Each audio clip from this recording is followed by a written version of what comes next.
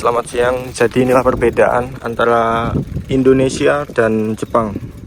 Di Jepang itu tidak bertetangga ya. Kayak beda lah dengan Indonesia. Di Indonesia saling sapa. Kalau di sini itu tidak ada. Nih, rumah-rumah pada hening, tenang. Tidak ada suara satu apapun dari dalam rumah.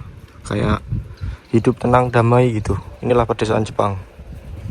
Jadi untuk teman-teman yang memang anak introvert, ya Jepang menurut saya negara pilihan yang terbaik. Karena di Jepang itu ya tadi lah yang saya katakan, bahwasannya tidak bertetangga. Biasanya kan nongkrongan di tempat tetangga gitu. Kalau di Jepang nggak ada, teman-teman. Jadi cuek-cuek los gitu. Jadi ngomong-ngomong, saya beli buah tadi di Marumiya atau di minimarket ya. Ini buah campur, ada anggur. Sambil ngobrol ya, ada apel dan ada apa ini? Jeruk sama kiwi ya.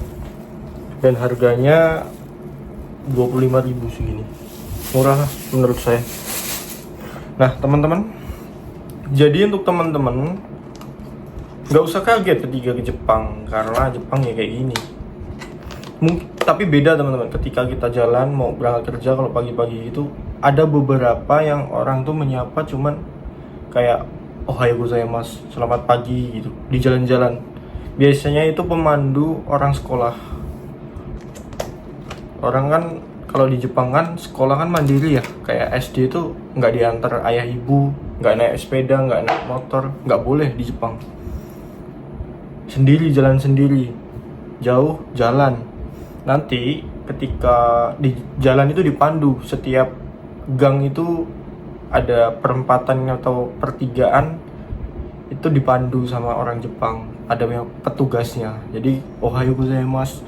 Baru itu saya disapa sama orang Jepang, pemandu orang sekolah. Nah, dan ini tetangga saya juga cuek-cuek banget ya. Kayak di depan sana juga ada orang Jepang banyak. Tuh, itu rumah orang Jepang. Dan yang di video-video tadi juga tetangga-tetangga saya cuma deket situ, tapi tidak saling sapa, nggak pernah saling sapa. Jadi Jepang pilihan nomor 1. Kenapa saya pilih Jepang? Karena itu juga teman-teman. Karena saya orangnya juga nggak suka keramaian, kayak introvert lah. Pinginnya tuh apa-apa sendiri gitu. Ya ini Jepang. Dulu ketika saya di Taiwan masih saling sapa teman-teman, cuman nggak terlalu kayak di Indonesia. Kalau di Indonesia, Mas udah makan belum? Di sini Mas makan Mas gitu. Kadang sampai yang nggak di Jepang tidak mungkin, di Indonesia ada gitu. Sini Mas metis bareng gitu. Indonesia kan gitu. Cuman ada plus minusnya teman-teman. Tapi muncul kayak apa ya, pertengkaran antara tetangga. Kan banyak sih kasus di Indonesia ya, bahkan tetangga saya pernah juga pertengkaran antar tetangga itu karena saling kenal. Kadang-kadang gara-gara minjem duit, kadang-kadang nongkrong saling rumpi, terus pendapatnya berbeda, itu banyak. Makanya Jepang bos, tidak bertetangga.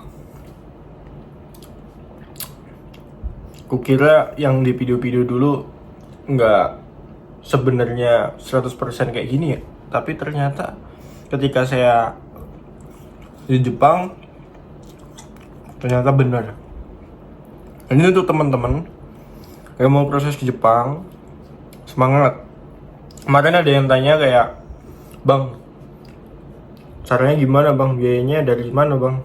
Kalau saya minjem saudara saya, terus kalau proses saya masuk LPK.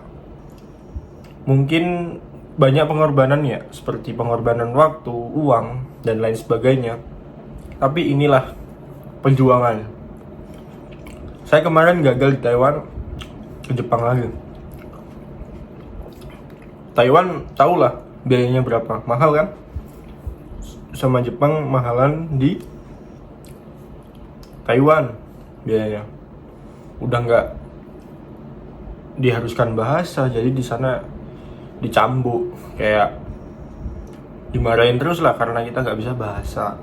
Tapi di Jepang puji Tuhan bisa, karena lewat LPK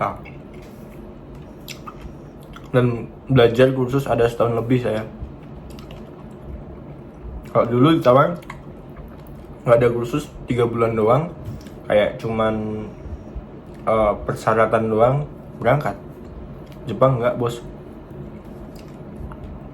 Jadi itulah timbal baliknya, kayak padi yang kita tanam kita tuai juga gitu. Kayak perjuangan kita yang pahit akan menjadi yang baik ketika kita sudah ada di Jepang, gitulah. Ya, jadi pembahasan kita hari ini kayak tentang Jepang ya, kayak nggak bertetangga, emang bener-bener. Tapi di sini emang nggak ada suara teman-teman, kayak kita ngidupin tip, ngidupin mesin cuci itu ada jam-jam tertentu, nggak boleh basing-basing. Kalau di tempat kita, di daerah saya juga di Indonesia, itu terserah kita, punya kita kan, kayak gitu. Cuman di Jepang nggak boleh, ada aturan.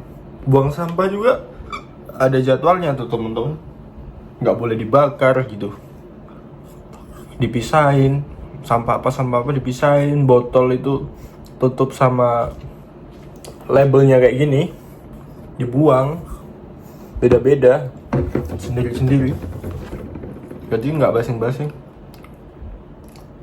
Jadi terima kasih yang udah tonton. Inilah pejuang yen. Jadi untuk teman-teman yang mau berangkat ke Jepang, semangat. Kalau misal ada hal yang tidak tahu, bisalah komen di bawah atau DM Instagram saya Vincent_Chan ya, biar teman-teman yang mau pergi ke Jepang selalu semangat. Ngomong-ngomong, ini enak teman-teman, manis semua. Wah.